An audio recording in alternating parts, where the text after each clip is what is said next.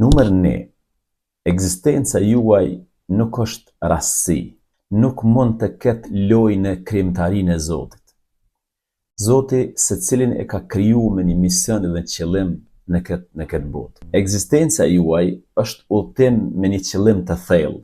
Prandaj mos dyshoni dhe mos jetoni kuti, por jetoni me një qëllim dhe mundohuni të realizoni diçka në këtë jetë, sepse Zoti i Madhreshëm nuk ju ka kriju kot.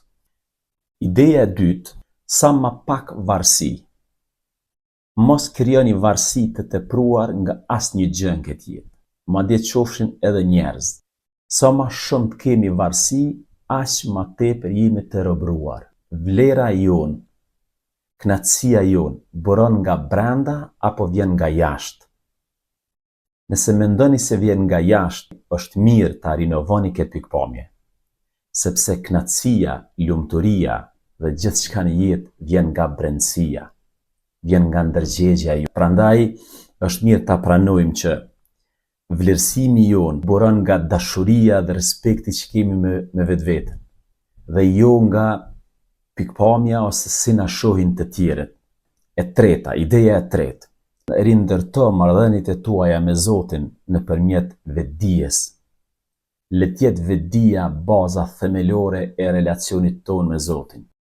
Në vend se ta shohim Zotin vetëm nëpërmjet frikës dhe detyrimit, të fillojmë ta shohim Zotin si burim të mëshirës, dashurisë, motivimit, energjisë e kështu me radhë. Lutjuni Zotit të ju ndihmoj ta shihni veten ashtu siç jeni. Ideja e katërt. Faleni veten për të kaluarën. Çdo moment që ndjehemi të zhgënjur, ose një moment kur ndjehemi se i kemi bërë keq vetvetes, kjo është vetëm një e kaluar dhe nga kjo duhet ta marrim vetëm mësimin. Thjesht duhet të fillojmë prej zeros. Dhe kjo në principin fetar është pendimi. Prandaj ajo që ka kaluar, Zoti na falt, ndërsa ajo që vjen, Zoti na kthjellë mendjen me e ndryshu. Ideja e pestë. Një pjesë të energjisë ruajeni gjithmonë për vetë zhvillim. Një pjesë e njerëzve janë marrëdhënie të ngushta me neve, dhe patjetër ne duhet derdhim energji edhe përballë njerëzve që na rrethojnë. Por gjithmonë do ta kemi një pjesë të energjisë rezervë, të cilën e ruajmë për shpirtin dhe vetveten tonë. Teoria e qirit nuk është gjithmonë teori e saktë, sepse kur ti e djeg veten për t'ju bërë dritë të tjerëve, një ditë do të harxhohesh dhe do të shuhesh.